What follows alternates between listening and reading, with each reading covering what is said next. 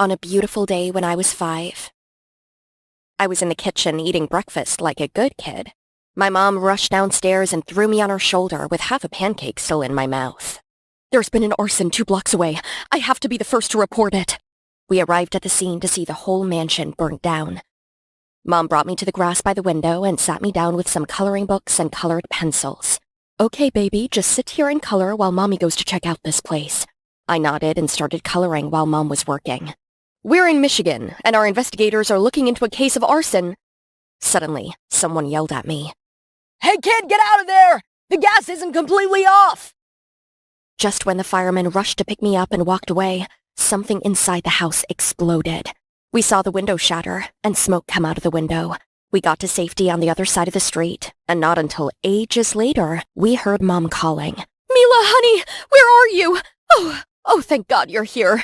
What kind of parent are you? She could have been seriously hurt if you can't even take care of your own child." And that's the wrap-up of my childhood. Yeah, completely tranquil and not chaotic at all. Hi, my name is Mila, and I'm the daughter of a journalist mom and a criminal dad. Growing up, it was only my mom and me. And, as you just saw right there, my mom isn't really the best at looking out for my safety. If there's a story, she'll chase it without a moment's thought. As for my dad, I didn't know much about him, but Mom told me he was a private investigator who didn't really care for the rules. He would bribe and trespass his way to the truth. His way of thinking was, to get info from outlaws, you need to break a few laws. And that was his motto until he was caught and thrown in prison for the crimes he committed while he was on the job. From what I heard, he initially took a job and infiltrated a criminal organization, but he befriended some of the guys there, and eventually, he became one of them. His job was to find the leader of this corrupt group, but instead, he became corrupt himself. Once he got caught on his crimes, he'd been locked away ever since. My dad was stuck in jail for 15 years, ever since I was a toddler, so I never spoke to the man or had any kind of relationship with him. Not that I ever wanted one with someone so corrupt like him. Growing up, my mom always told me to be upright and use righteous means on the way to discovering the truth. That way, I would never turn out to be like my dad. And so, I always strive to be a good and law-abiding journalist, just like my mom. Life was hard sometimes, but we've managed it fine with just the 2 of us so far. Until recently, we got the news that Dad just got out of prison. So when my dad came home, my mom didn't let him back in. And I get it. The man was a criminal. One day, I was doing my homework, and then suddenly, the doorbell rang. Downstairs, Mom had opened the door, and there was a duffel bag full of money. I counted it, and it was $50,000. Mom told me to get away from the bag as she kicked it away from the house. "Mom, what was that bag of money for? You're not getting mixed up with the wrong kind of people, are you?" "No, I'm not. Don't worry about me. Go upstairs and finish your homework." Later that night, I was asleep in my bed when I was woken by some commotion coming from downstairs.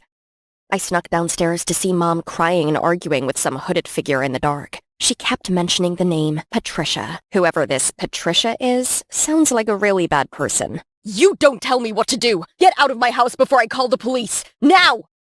The hooded figure then left. "Mom, is everything all right?" "Yes, honey, everything is fine. Just go back to bed, okay?" I knew she was just saying that to comfort me, but seeing her already stressed out enough, I did as told. But the next morning, I woke up, and the house was oddly quiet. No shower running in the bathroom, no noises in the kitchen, and my mom was nowhere to be found. I immediately called the police to report her missing. When the cops came, they found 2 plane tickets to Hawaii in Mom's laptop, and an email sent to my dad asking him to take care of me while she was away. So the police concluded my mom was just on vacation and disregarded my missing persons report. But I didn't believe any of this. With her line of work, Mom and I always had a code. We always told each other where we were going, so if anything ever happened to either of us, we would at least know where our last known location was. And most of all, she wouldn't leave me alone in a house with my dad. "Thank you, officers, for stopping by. I'll be sure to take good care of my daughter. See ya, Joe. Stay out of trouble, okay?" Once the police left, I tried to ask my dad if he knew anything about my mom's disappearance, but he just brushed it off, saying, "She's just taking a vacation. She's been stressed out lately." I tried to reason more with him, but he just didn't listen, and already made himself at home. Ugh. Little did I know, he was more than useless. He was annoying. All he wanted to do was spend quality time with me. That morning, I woke up to a lavish breakfast and Dad with a ridiculous chef hat on. "Good morning, my sweet Mila. How did you sleep? Come eat your breakfast before it gets cold." I was not in the mood, so I walked past him. "Aren't you gonna eat something at least?" "Ugh, okay, wait up. Why don't I show you how to ride a bike? We didn't get to do that together." "I learned how to ride a bike 10 years ago. From Mom. And I'm taking the bus to school." All right then. Have a great..." I slammed the door shut on him. Later that day, as soon as I got home from school, he already ambushed me in the living room. "Let's go to Disneyland together. I know you girls love it. Come on, let me give you a shoulder ride, sweetie." Disneyland? Shoulder ride? I am 16, not 5 anymore. Am I the only one worried about Mom? I get it if you don't want to find her, but I do. I don't have time for all this father-daughter nonsense. I have to find out where Mom is. There's no need to. Your mom's just on vacation. How do you know? She'd never leave without saying anything to me. I'm a PI, remember? So what about you stop worrying about this and focus on your studies instead? Huh? Saying that, he then walked out of there. This was the first time he raised his voice to me since he got back. Strange. However, that evening, I went to Mom's room, hoping to find some clues, but instead found her door locked. "Did you lock up Mom's room?" "Yep, that would be correct." "Why, Dad?" "She's away, on vacation, so I thought it's safer, warding off any intruders, you know." "Well, I need to find something quick, so can you open the door then?" Unfortunately, I've lost the key somewhere and I can't seem to find it, but I'll let you know when I see it again."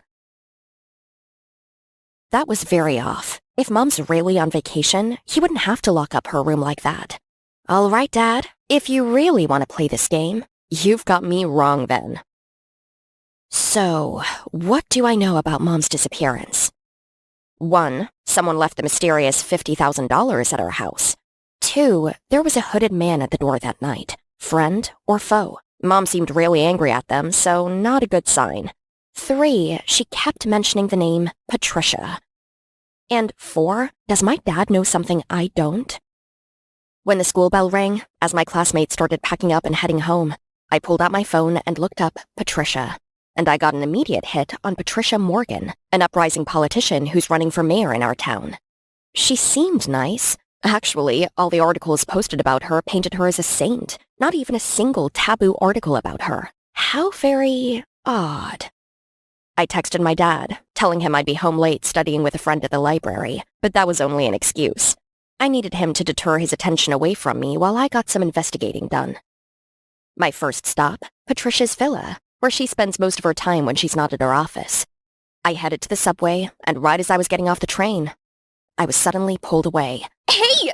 I don't know who you are, but you've got the wrong person!" "Shh, Mila. It's just me." I was shocked to see that it was Tristan. He's a classmate of mine. He's always quiet, but a known troublemaker. "Tristan?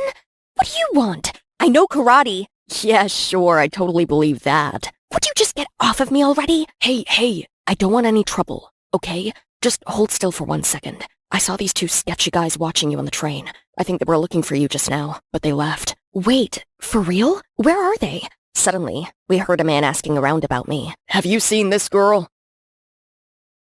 Right then, my instincts turned on. I took Tristan and ran out of there. Who are those men working for? Dad? Did he know I was trying to slip under his radar? I took us to the nearest and busiest cafe and got us a table away from the windows. "What was all that about, Mila? Are you in trouble?" I told Tristan about my mom's disappearance, and how I just wanted to do some investigating on my own without my shady dad hovering over me. "Aha, I see. I get that you have an overbearing dad, but I'd advise you to think twice about running away like that." "You don't get it. I have to find my mom." "I know you want to, but trust me, I've had a little bit of experience here and there. If your dad finds out, you'll never be able to leave the house again." "All right then, Mr. Think Like a Criminal. With your expertise, how would you go about it?" "The best course of action is to act normal and investigate secretly. Take baby steps. Don't think that you can find everything out all in one day." "I can't wait any longer. No one's helping me, and my mom could be in danger." "Say, I'm pretty intrigued by your case. Need a hand with it?" I thought about it for a second. He does have good points, and I might be able to find my mom faster with some help. So, I agreed to bring him along. From then on, I played along with Tristan's strategy. At home, I acted like I dropped the investigation and was nice to my dad.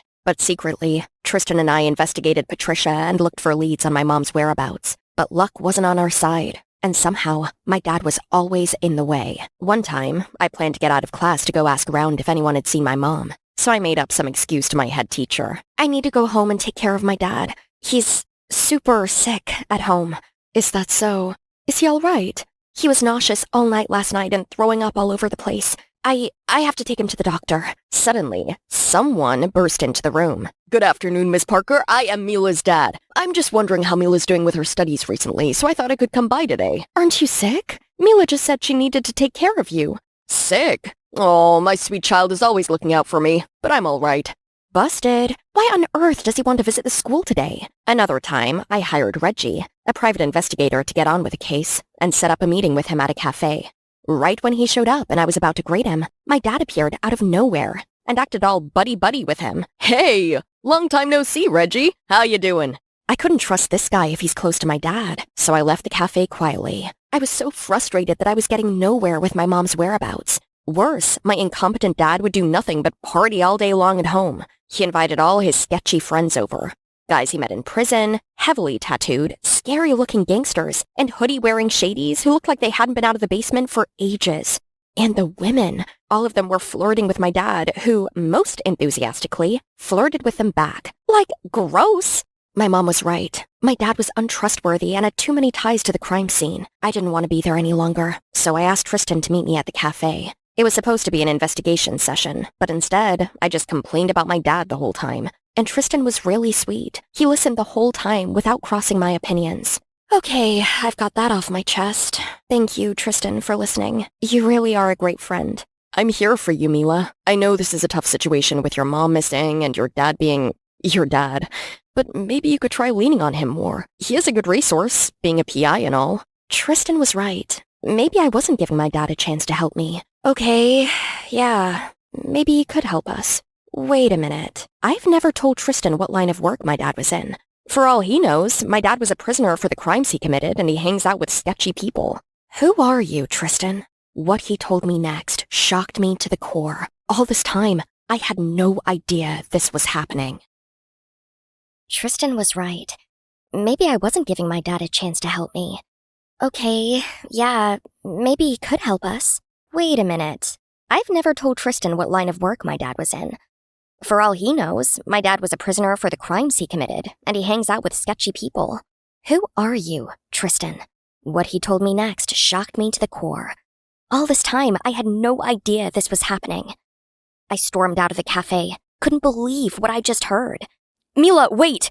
For what? You've been working for my dad all this time! My dad! Tristan!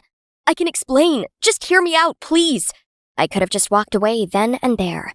But looking at Tristan, something in my heart felt that I had to hear him out. So, we went back into the cafe. Initially, your dad hired me to update him of your every move. Explains why my dad was always one step ahead of me. 'Cause you've been snitching to him. Okay, but then after knowing the whole story and seeing how worried you were for your mom, I was trying to help out too. What about the subway incident when you saved me from those sketchy guys? That was set up by your dad. But he was just worried that you were getting yourself in hot water. Oh, he's worried about me getting into hot water? Well, he's about to get burned by his own daughter. Wait, Mila! I marched back home to find my dad, cleaning up after a stupid party. Again. Oh, Mila, you're back! How was your night? You had me followed? Right then, I see the color drain from his face. Darling, I was only trying to keep you safe. From who? Because my mother is missing, and the only other person I should be trusting in all of this is you. But I can't even do that. Believe me, Mila, I'm doing everything I can to keep both you and your mother safe. Who took Mom? I don't know anything about that case, but I'm looking. You say that, but all I see is a dad living an indulgent life, hanging around a bunch of sketched-out people. I know it looks that way, but I'm just trying my best here. I need you to trust me so we can be a family again. You've been gone for 15 years, locked away in jail. You're just a stranger to me. I knew what I said must have hurt him a lot, but I felt so alone in this world. I have a dad who I barely even know, and a friend who I thought was someone I could trust, but turns out I was just a job for him. That's it. I'm not going to rely on anyone else anymore. I'll find my mom by myself. I just hope she's okay. From that day forward, any information I collected, I made sure Tristan couldn't hear any of it. There's no way I'm going to let him report any of my findings back to my dad. But man, he was relentless. As I was doing my research from the town's archives, Tristan sat right beside me. Jeez, couldn't this guy take a hint? I got it! You got what? Patricia Morgan is part of the group called the Brotherhood. It was shut down a long time ago for conspiracy against the government. The group only lasted a few months before getting caught and disbanded. And get this, the article wasn't even written by an official journalism company. It was written 2 years ago by our school's journalism club, under their school paper called The Honest Truth. I think you found our lead! So that means you forgave me then? I'm still mad at you. You may have redeemed yourself a little bit, but I'm still going to keep an eye on you. That's fine. You can be mad at me for as long as you want. Just please don't ignore me. Okay. What's our next step? Why don't you join the club? You have a knack for writing and journalism. They'll accept you right away. The club president is Christina Valentine. We have a little beef. What kind of beef? We were friends in middle school until she totally swooped up the guy I had a crush on. Ever since then, we've been a bit catty with each other. Well, lucky for you, I happen to know that she has the hots for me. So, why don't we go together? Okay, lover boy. You better be ready for this. She can get a bit intense. Anything to help get your mom back. I got you, Mila. And yep, Christina was there, and as expected, she totally ignored me. But when Tristan walked in the room and showed her that he and I were all buddy-buddy, Christina immediately ceased fire and acted all bubbly around me to get Tristan's attention. She let me join right away, and while Tristan distracted her, I got to stick my nose in all of the old The Honest Truth publications. Turns out, there were multiple drafts and publications on Patricia Morgan. I even found one criticizing her for passing a bill that harmed the environment. This club is very outspoken and honest. Seems like I've hit a jackpot. But sadly, I soon found out the club was just full of hypocrisy and slacktivists. One time, The Honest Truth featured a piece on food and packaging waste caused by the large consumption of fast food chains. Yet I walked in that very afternoon seeing the place littered with fast food. And that's not the only thing that bothered me. They had motivational quotes pasted all over the walls, yet no one was there to make a difference in themselves or the world. They even had this ridiculous workout while working routines, replacing the regular desk chairs with yoga balls and balance boards. But honestly, that just took a toll on their productivity. Who on earth can work like this? Not to mention, Christina flirting with Tristan is plain distracting and just gets on my nerves. I couldn't take it anymore, so I called them out on their hypocrisy and shallow work environment, then left. As I stormed off, one student approached me. It was Corey. Okay, maybe I hated everyone in the club, but Corey was an exception. He was diligent and kind, and a hard-working journalist. Hey, Mila, sorry for what you had to put up with in there. If it makes you feel better, I've been enduring them for the last 2 years. If it wasn't for my mom, I'd leave this club already. What do you mean? I told Corey about my mom's disappearance and the lead we got on Patricia Morgan recently. Actually, I was the one writing that article about Patricia. How come? You know something about her? My dad's a journalist and I got bits of information here and there from him. I was so pumped. Corey, this is amazing news. Do you think I can meet with your dad? He might know something that can help me find my mom. Yeah, sure. Great, I'll come along. Tristan, have you been following us? I'm sure Mila will be fine meeting with my dad on her own. I said I'm coming along. Sure. Sure. En route to Corey's house then. When we got there, I was surprised to find out that Corey's dad was Filbert, my mom's former coworker before she switched to another publishing company. Look how much you've grown since the last time I saw you. So, you and Corey are dating? Actually, no sir, Mila is not dating Corey right now. Tristan was being a little too much, and I had to give him an eye signal. After catching up, I finally brought up my mom's disappearance and my situation with my dad. Right then, there was a loud banging from the door. It was my dad. Mila, you're coming home with me. Seeing how scared I was, Filbert called the cops and advised me to get a restraining order against my dad. I was so shook from the experience that I agreed. You should just stay here with us, and we can help find your mom together. Filbert is a renowned journalist and a friend of my mom's, so I listened to him. And so, my days went on a little easier and stress-free. I didn't have to worry about my dad breathing down my neck, and with Filbert's help in finding mom, I was able to ease up a bit and focus on school. That was until Corey came to us with some news. Mila, today I overheard my dad's conversation with his coworker, and they said something about Patricia with some gang. Let's get home and ask my dad. Finally! I couldn't hide my excitement, but when we got there... That's not true. I wasn't saying anything about Patricia. Corey must have misheard me. And you, stop listening in on my work discussions. A lot of it is classified information. I will not tolerate it next time, Corey. Corey glumly left. Don't worry. I'm still looking into the case. We'll figure out where your mom is, okay? I was grateful for his help all this time, but disappointed things were getting nowhere again. Mila, you shouldn't trust him too quickly. He's just a stranger. Your dad is more trustworthy. But he's a credible journalist, and my mom's coworker, definitely more trustworthy than my ex-prisoner dad. I tried to reason with Tristan, but deep down, I felt a bit uneasy. Mom, where are you? That evening, I got a text from Tristan saying he got a lead about my mom, but he couldn't get inside, so he asked me to meet up at a nearby park. It was dark in the park and, honestly, kinda creepy. Suddenly, I saw someone standing in the park, but it wasn't Tristan. It was my dad. When he saw me, he lunged at me and came in for a hug. It was a nice, warm hug for a second, until I remembered that I couldn't trust him. Dad, what are you doing here? I know you put a restraining order on me, but I missed you so much. You have to respect my boundaries, and give Tristan his phone back.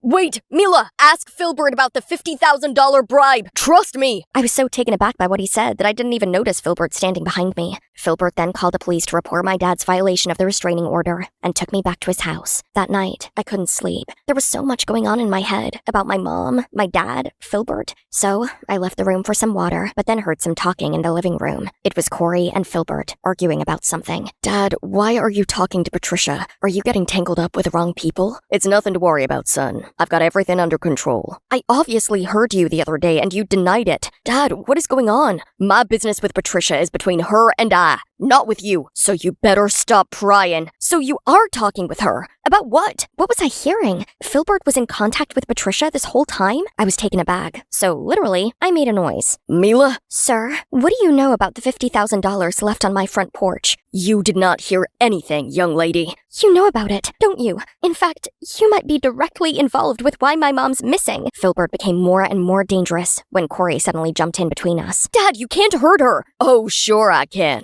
I was gonna leave her alone, but she has to be nosy, just like her annoying mom. Oh, no, no, no. I am right in the heart of the lion's den. I saw Filbert push Corey aside, then come at me, when suddenly the police barged into the house, followed by my dad. Dad, you got here just in time. How? I knew it would violate the restraining order, but I bugged you back when you were in the park. You're insane, but thank you. Filbert confessed to everything. Turned out, back when my mom was working at the same publishing company as him, he would agree to take money to write favorable but dishonest stories for his donors. My mom couldn't stand it, so she quit. But recently, it was rumored Patricia had ties to some gang, and she offered hush money to journalists to keep it down till she got elected. Both my mom and Filbert were offered a bribe, and when my mom didn't take it, Filbert kidnapped her to silence her until the election was over. Then Patricia would have immunity from the government for 20 years, even if the truth got out. The police found my mom held in a remote apartment. Apparently, Filbert took good care of her, despite kidnapping her. All he wanted to do was keep her quiet for some time. So, without any intention to hurt her, Filbert got a reduced sentence. Patricia lost the election and was also taken into interrogation for bribery. Mila, I'm sorry about what my dad did to... It's okay, Corey. It wasn't your fault. Thank you, and your mom, for getting my dad a reduced sentence. I know it's gonna be hard not having him around, but I'm here for you. It's okay. Things will get better eventually. I gave Corey a warm hug as we parted ways. The hooded figure the night of my mom's disappearance turned out to be my dad. He was trying to convince my mom to take the money, or at least not publish the article she was writing about Patricia. But my mom was hot-headed and stubborn, which brought threats and bribes to our home. My dad also explained that all the parties with his sketched-out friends were actually just to set the scene to gather intel. One of them told him about a job offer of taking care of a woman being held in some apartment, and that was how he got some leads for the case. As for my relationship with my dad, we finally sat down as a family, and he explained how he ended up in prison, a truth that not even my mom knew. Turns out, he infiltrated a criminal organization to investigate a lead, and so he became one of their goons, but got framed for crimes done by the organization, and since he was only a private investigator, he had no immunity and had to go to jail for those crimes. Though my mom was obviously still upset. You and your sneaky ways. It's true a tiger can never change his stripes. Just like how you tricked me into signing the marriage license years ago. Dad, you tricked Mom into marrying you? Relax. Your mom would still want to marry me anyway. I just kinda sped up the process. That is no excuse. A lie is forever a lie. But you shouldn't be too hasty and hot-headed either. Look what happened to you. Oh, please, both of you. We just got back together as a family for 1 second. This couple, how did they even fall in love before? Finally, I'm back to my regular school days. Tristan, Corey, and I became a trio. We literally never went anywhere without each other. Well, with some minor frictions. So, my dream of conquering Hollywood and becoming a world-renowned actress is finally beginning. Today is my first casting. Oh boy, I hope it runs smoothly. Now I just have to change my clothes. I heard that Jenny Sinclair is here too.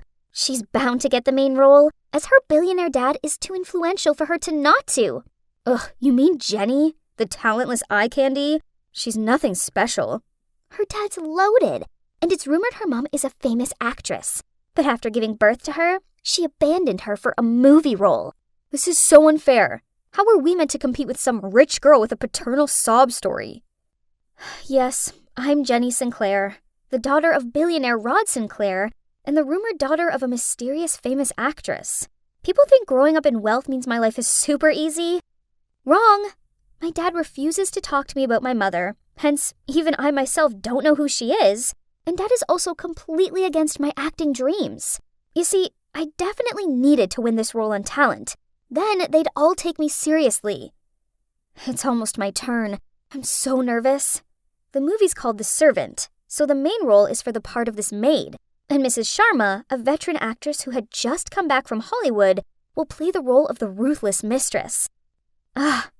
This is it. Fingers crossed I don't forget my lines. Next, Jennifer Sinclair. Ignoring the buzzing gossip behind me, I confidently stepped onto the stage and smiled at Mrs. Sharma. She seemed a little surprised when she saw me. Fetch me a cup of chamomile tea. I was walking with the tray when... Oops. I tripped and fell, and the cup shattered across the floor. You incompetent girl! You do realize that cup was worth more than you are? Huh? This wasn't in the script. Stunned, I just stood there with a confused look on my face. Poof! Miss Sinclair, how are you supposed to be an actress when your reactions are this abysmal? Acting is also about improvisation, not just learning the script by heart, young lady. Jenny, you clearly didn't do your research, as you're clueless about this character. I regained my composure, hurriedly apologized to Miss Sharma, and begged the director to let me try one more time. I don't have time for this. How can a young girl who was born with a silver spoon in her mouth ever understand the life of a maid? Please leave. Other contestants are waiting. So, my dream casting became a nightmare. Ugh, it felt like the whole world was laughing at me. Miss, please get up. You need to eat something. Please don't be down. There'll be plenty of other opportunities.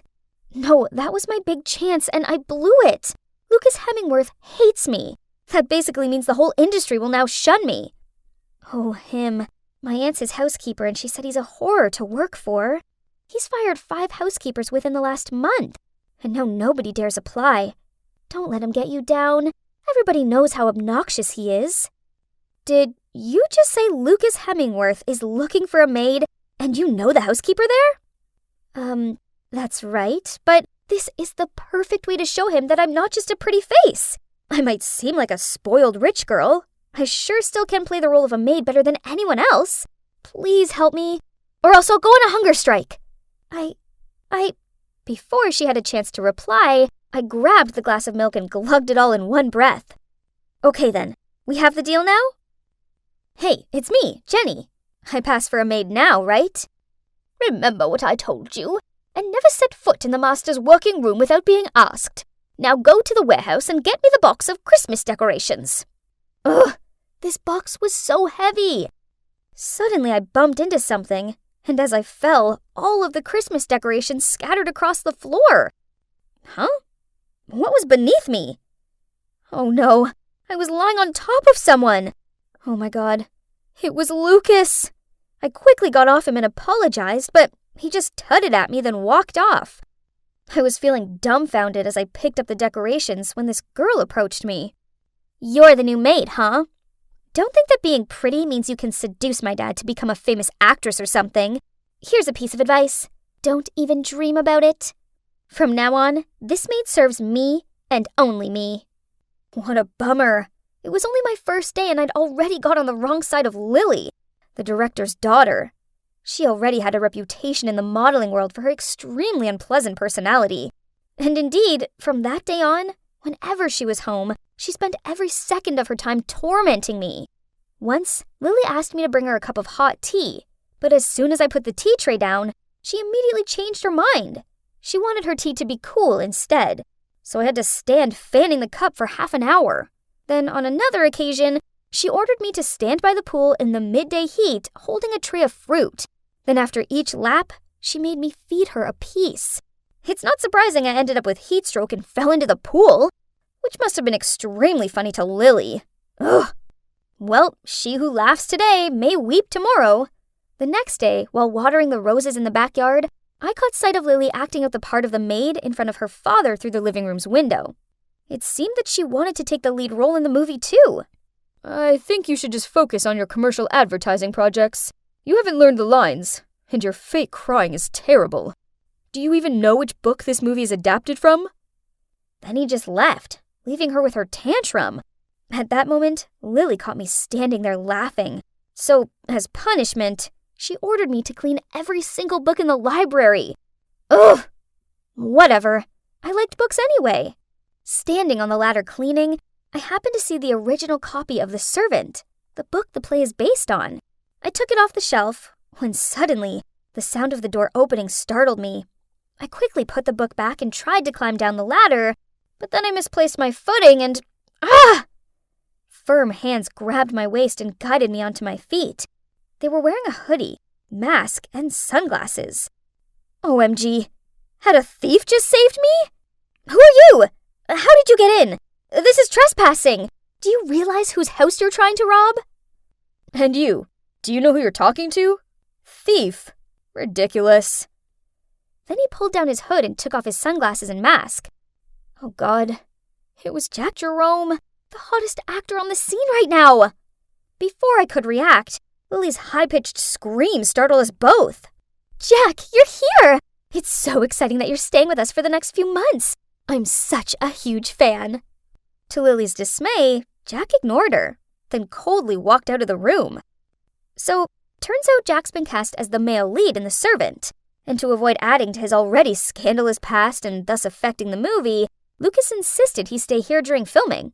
Anyway, even though I didn't like Jack at all, at least him being around meant Lily was too busy clinging on to him to pester me. These days, I often take advantage of the late-night cleaning time to study the original book. The last audition is coming up, and I have to understand my character better than anyone else. I was cleaning the kitchen while reading, when suddenly I heard footsteps. Who could it be at this time? So, you like this book? It's confusing though, right? Are you suggesting a mere maid like me isn't smart enough to understand it? I have no idea why you're cast as the warm, kind-natured, sincere part of Alfred. You're clearly the opposite of him. It's called acting, sweetheart. So are you saying an actor must be exactly like their character in real life? Then shouldn't you be more cautious, since I just played a murdering lunatic in my last movie? He's really unpleasant. Arguing with someone as arrogant as him was pointless. I'd just taken a few steps when I slipped over, but Jack reached out and grabbed my shirt tail, which helped save me from falling flat on the ground, but caused my shirt to tear. I blushed in embarrassment and tried to fix it. Here, have this, he said, as he quickly took off his jacket and placed it around my shoulders. At that moment, out of nowhere, Lily appeared. On seeing her, Jack hurriedly left the kitchen. She stormed over to me and yanked his shirt off me. What now? Changing your target already? But let me remind you, you're just some dumb maid. Jack's mine? Oh, poor Lily. You delusional girl. I'm not interested in Jack, but it doesn't take more than a glance to tell he's not remotely interested in her. Because of yesterday's incident, Lily made me wake up at 4 a.m. to bake probably all kinds of cakes that exist on Earth. I'd just finished decorating the last batch when she rushed into the kitchen, snatched the apron and gloves off me, then put them on. I didn't have time to understand what was happening when Jack walked in and she quickly held the plate out to him. Have a bite! I got up early to make it for you. What a fake! Jack was about to pop a piece of cake into his mouth when I realized it was almond. He's allergic to them. Stop! That cake has almonds in it. Here, have this one. He took the cake, then winked at me before he walked off. Yeah, his personality sucks, but oh boy, how to resist that strong jawline and those beautiful deep eyes? Naturally, Lily was furious, so she forced me to make tea. But no matter how much she knocked on Jack's door, he wouldn't open it for her. So she angrily threw the tea tray on the ground and yelled for me to clean it up. Oh my, it was such a mess.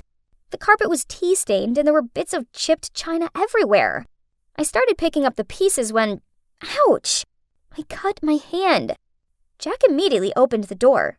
Then on seeing my bleeding hand, He quickly led me into his room and helped me bandage the cut. I didn't know he had this warm side to him. How surprising. This weekend, the director's having a small gathering for the film cast and crew, so my time was taken up with the preparation for this. Now I was confident to say that I had fully understood what it's like to be a servant. There's no housework that I hadn't tried. I also accidentally lied to the housekeeper that I used to be a bartender, so she assigned the cocktail making to me. I was trying to get my head around the recipe of a cosmopolitan when Jack walked in. Pretty good, but perhaps it needs a little more cranberry juice. You want them merry, not passing out. I know all the guests coming, so I can give you hints on what cocktails to serve them. That's a good thing. I could ask him more about my future co-stars. The two of us talked passionately about wine, cocktails, and the servant book. Turns out he's actually quite sweet, and nothing at all like those ego-driven swine the press portray him as. While talking and drinking, I felt a little dizzy. Suddenly, Jack approached me. Actually, I find you quite captivating, so you can quit playing around now. Playing around? Huh?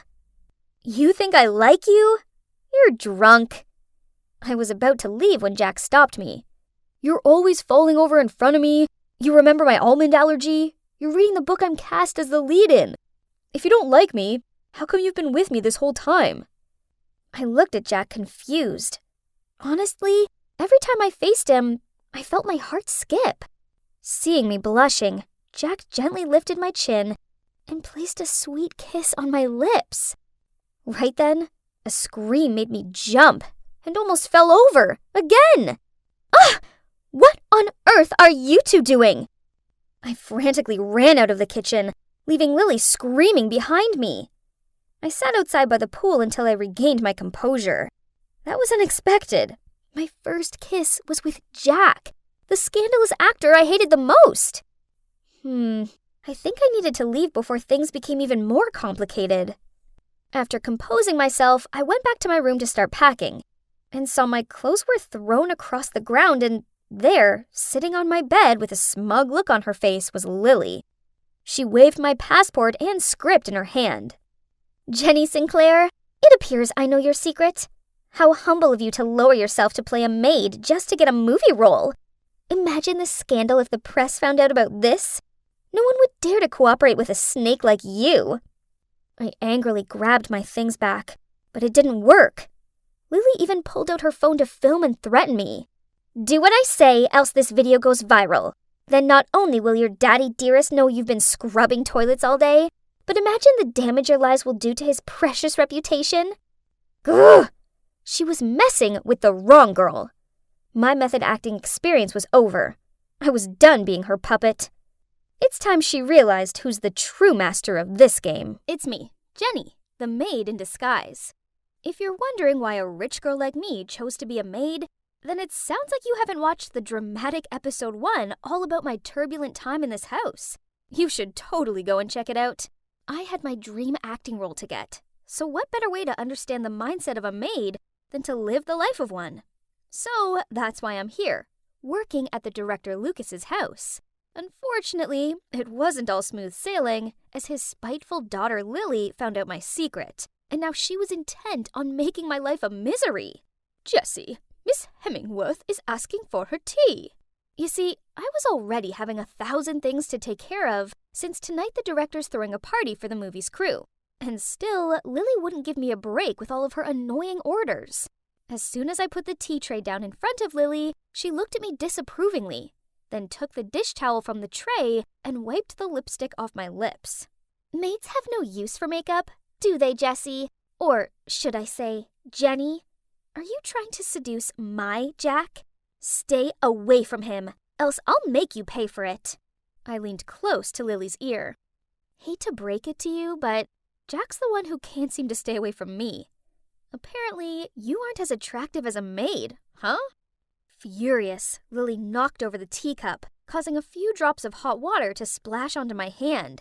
Right at that moment, Jack passed by and rushed over to me. Are you okay? Let me look at that.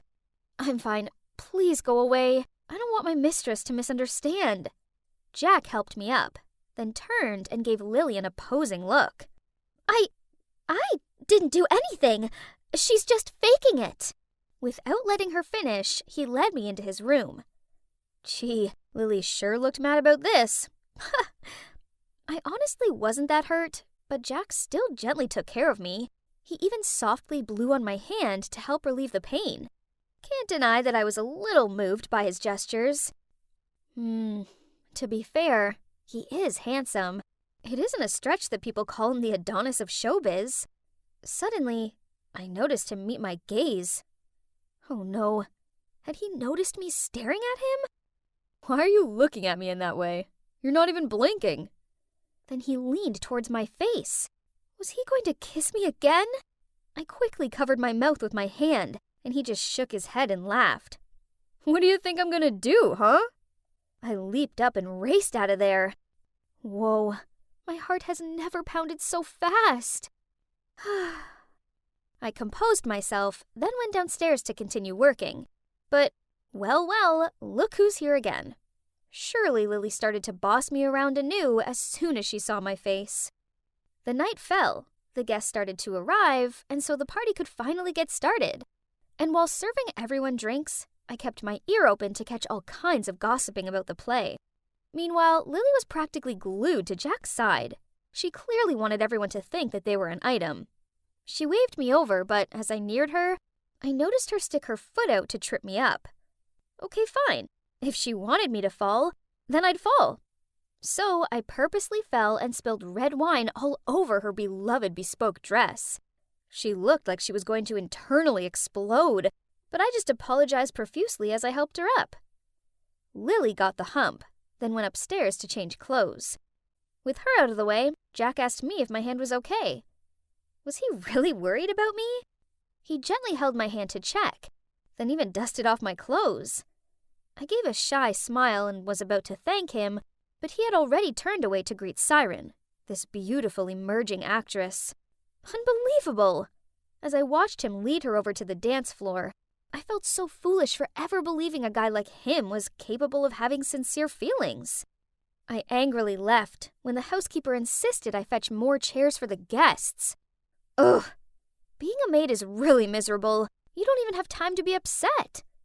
As I hurried to the storage room, I saw Lily standing in front of the director's study room, looking sneaky. What was she doing? I cleared my throat, which startled her and caused her to drop her phone. Oh boy, when she spun around and saw me, she sure looked mad. She ordered me to carry her dress, but I told her that I had to finish the housekeeper's task first. Be quick! Meet me by the pool! Then she stormed off. Curious, I peeked through the gap into Lucas's office and saw Mrs. Sharma in there with him. Was Lily eavesdropping on them? After that, I had to carry the train of Lily's dress around the party. Indeed, a showy girl. But her plan to punish me wasn't working, as everyone seemed to pay more attention to me than to her. I even overheard some of them whisper that I was pretty, which made Lily screw her face up in annoyance. Then when we were by the pool, she ordered me to fix her hair, but then she suddenly swung her hands out, which caused me to lose my balance. Panicked, I grabbed onto Lily's dress belt, and we both gave horrified looks as we fell head first into the pool. Lily intentionally pushed me for everyone to laugh at anyway, so fine, an eye for an eye. Seeing as Lily was like a buoyancy aid in that OTT dress, I pretended that I couldn't swim and clung to her, then pushed her head down several times. Suddenly, someone jumped into the pool and pulled me up. It was Jack. For someone who can't swim, you sure don't seem that freaked out, huh?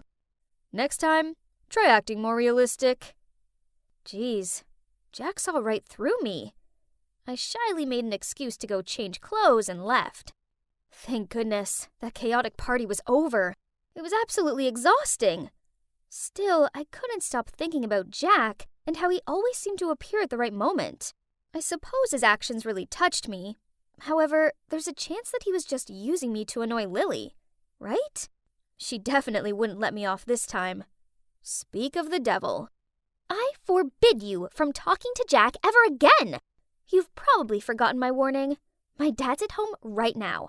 Should I go talk to him? Do what you want, but I'm sure the press would love to see some unflattering photos of you. And do you remember how that one time you pretended to be sick in order to avoid participating in a charity program? You dared to sneakily take photos of me? You... It's you who went through my stuff first. I have no interest in Jack, but no way will I ever sit back and let you control me again. Okay, fine. As long as you don't hover around him, I'll leave you alone. My dad told you to bring him some tea into his working room, so better hurry up. Lucas wants to drink tea while working? Okay. I carried the tea tray upstairs and quickly hid in a room near his office. After a while, I saw Lily come up and put her ear close to the door, muttering, "Why hasn't Dad yelled at her yet? Is she flirting with him again? This fox!" Then she immediately flung the door open, thinking she's going to catch me red-handed. You see, I know that Lucas only drank coffee while working, and also he hated being disturbed. At this point, I slowly entered the room and saw him shouting at his beloved daughter. I already said that no one could enter this room without my permission. I pretended not to understand what was going on at that time and hurriedly placed the tea tray on the table. "Sir, Mistress ordered me to bring you some tea." Both of you get out! Now! Lily glared at me angrily and walked out. It serves her right for trying to get me into trouble. It's crazy how fast time flies. The last day of casting was the next day already. I stayed up late to practice some more, when suddenly Lily burst in and tore up my script. "I forbid you to audition for this role. It'll be mine anyway, so just give up and save yourself the humiliation." Poof! What to do with this delusional girl? The next morning, I woke up early to get ready, but when I went to open my door, it wouldn't budge. Oh no, it was locked from the outside. Lily had to be behind this. I opened the window and peered down. It wasn't too high, so I tied my clothes together into a rope to climb down. But halfway down, a shirt suddenly ripped and I fell into someone's arms. I scrambled to my feet and turned to see Jack. He was rubbing his arm while frowning at me. You love falling into my arms, don't you? I'm in a rush. I don't have time to argue with you. I grabbed my bag and was about to leave when an idea popped into my mind. Can you take me to the studio right away? Jack was a bit surprised at first, but he eventually agreed. I transformed while in the car. I took off my wig and brown contact lenses, put on some makeup, and voila! Beautiful Jenny was back. Jack couldn't help but gape at me in surprise. You... What's going on? But there was no time to explain. We'd already arrived at the studio. I hopped out of the car and hurried inside to audition.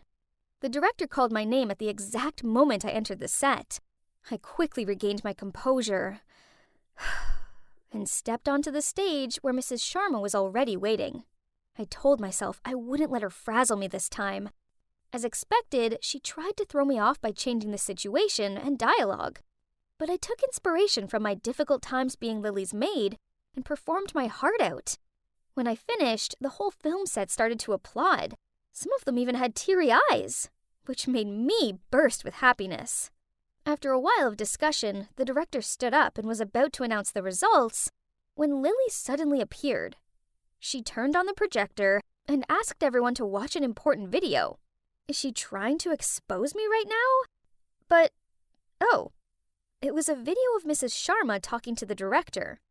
Jenny Sinclair is my daughter. I only want the best for her. Please accept my request. Oh my gosh. So, the rumor about my mom being a famous actress is true. It was Mrs. Sharma who chose her career over me. I fell to my knees and looked at Mrs. Sharma, whose eyes were full of guilt. Everybody took out their phones to take pictures and videos. My ears were ringing hearing thousands of questions buzzing around. Suddenly, the light went out. In the dark, a hand pulled me out of the crowd. It was Jack. He put his jacket over me and then secretly took me to the car. Jack drove for an hour to a deserted beach. The two of us sat on the sand and stared out at the sea. Suddenly, Jack turned to face me and took my hand in his.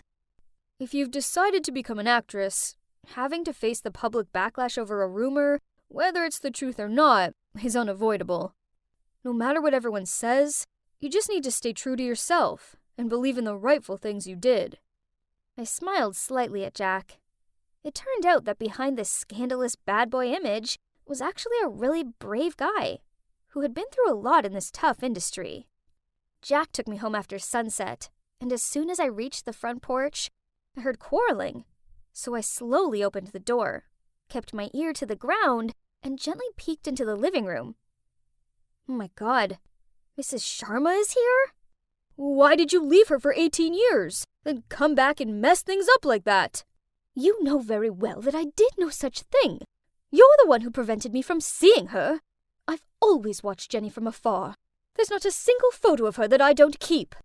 If you love her, why did you drag her into acting?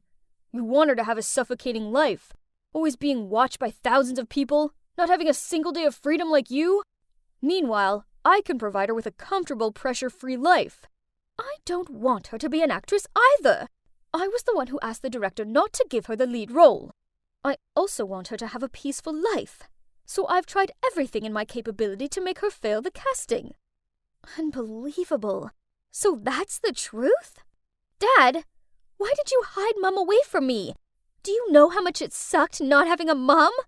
Jenny, why are you here? Just hear me out. I don't want to hear anything. Jenny, let me explain. Miss Sharma, acting is my passion. You abandoned me to chase yours, but now you want to forbid mine? How ridiculous! Both of you keep saying you're doing what's best for me, but have you ever asked me how I feel? I hate you both! I ran to my room, slammed the door, then cried my eyes out until I fell asleep. When I woke up, I saw a bunch of notifications on my phone. Turns out Miss Sharma went live and publicized her side of the story.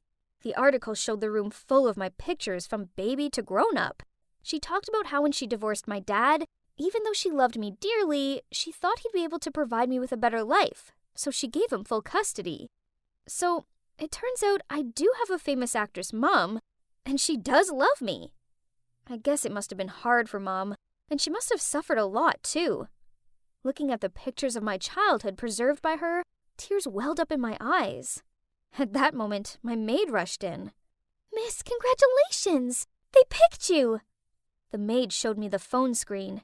In front of me was an article titled, Jenny Sinclair chosen as the servant's leading lady. I rubbed my eyes in disbelief.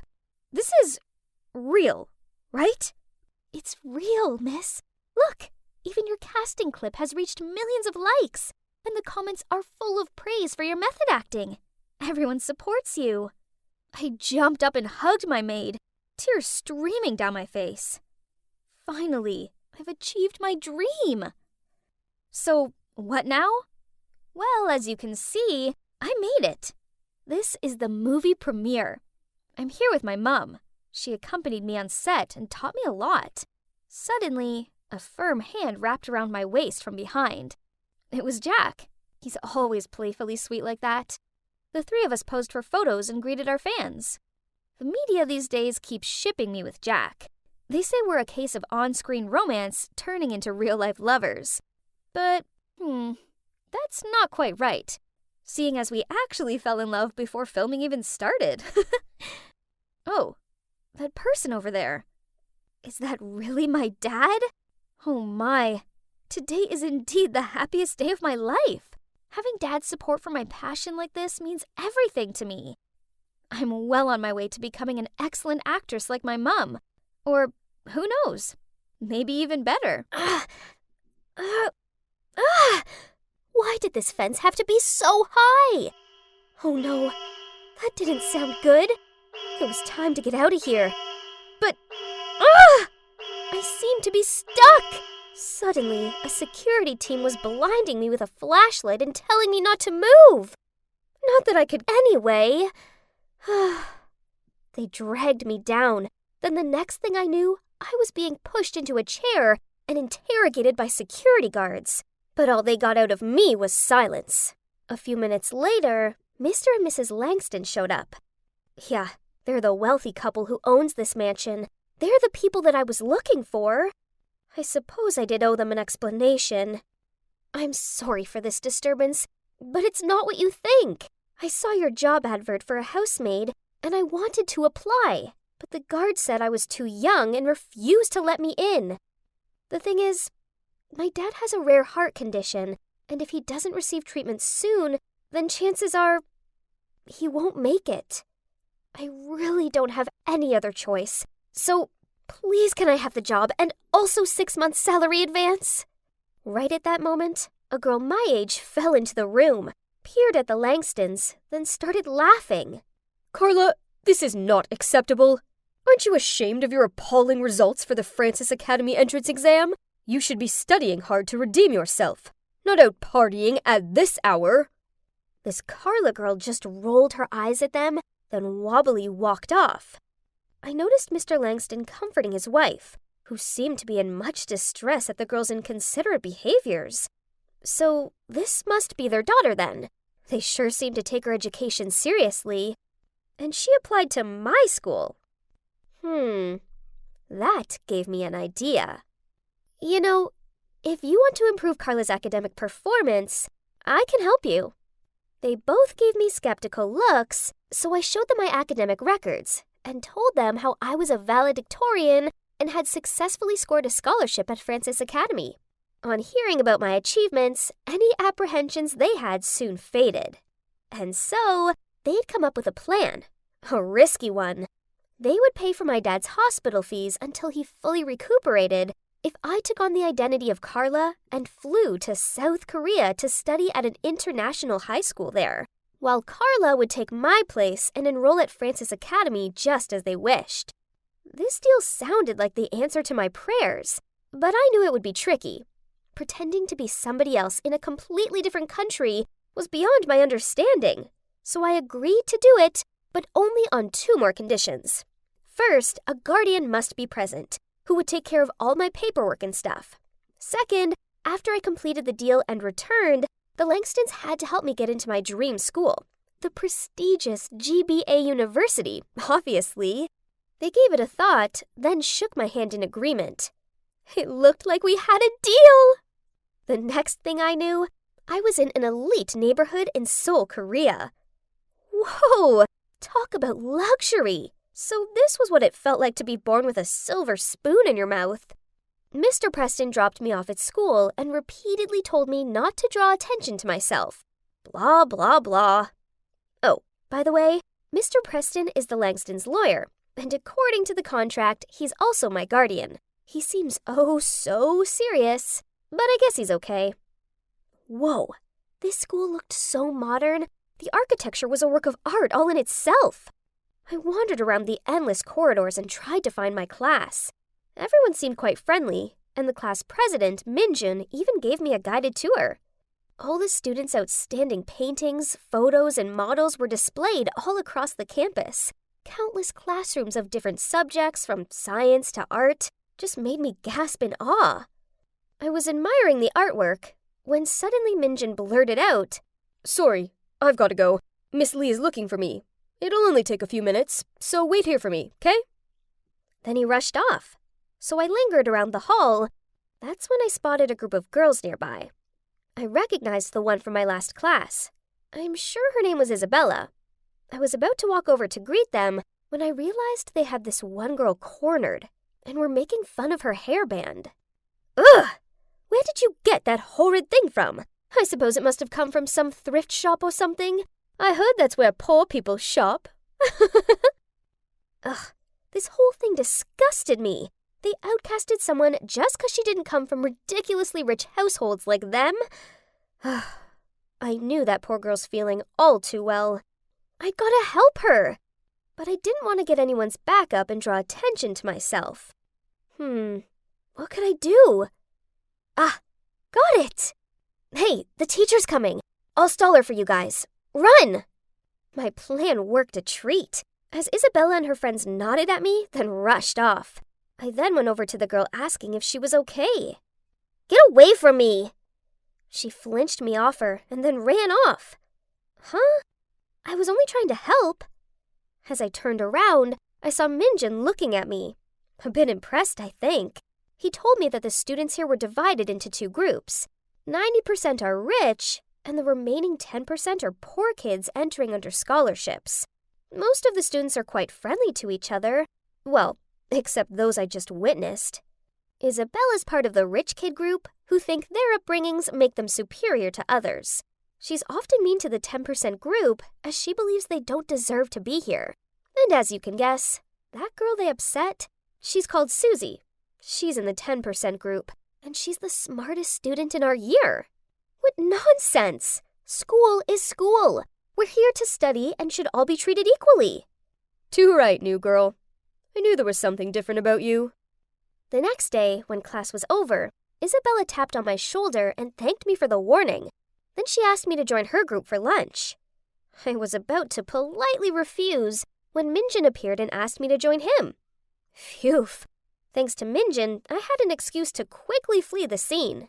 However, I did look back and see that Isabella was giving this offended look. After that, Minjin and I started hanging out more. We soon became close friends, and we both decided that the dynamics around here needed to change. So, we set out to help the 10% club. One lunchtime, Isabella and her clan purposely bumped into this boy, causing him to spill food all over himself. While they laughed and pointed at him, I rushed over there, took the food, and slammed it onto Minjin's face. Minjin immediately understood my intention. Then he also took a handful of noodles and smeared it all over Isabella. Cue the canteen erupting into one big, messy food fight. Another time, the school was preparing for a cultural fair. One boy from the 10% group had this awesome idea to open a food stall serving traditional dishes from different countries. Everyone agreed, apart from, yep, you guessed it, Isabella and her snooty besties. Such a peasant! Too used to working as a waiter to serve others, huh? I winked at Minjin.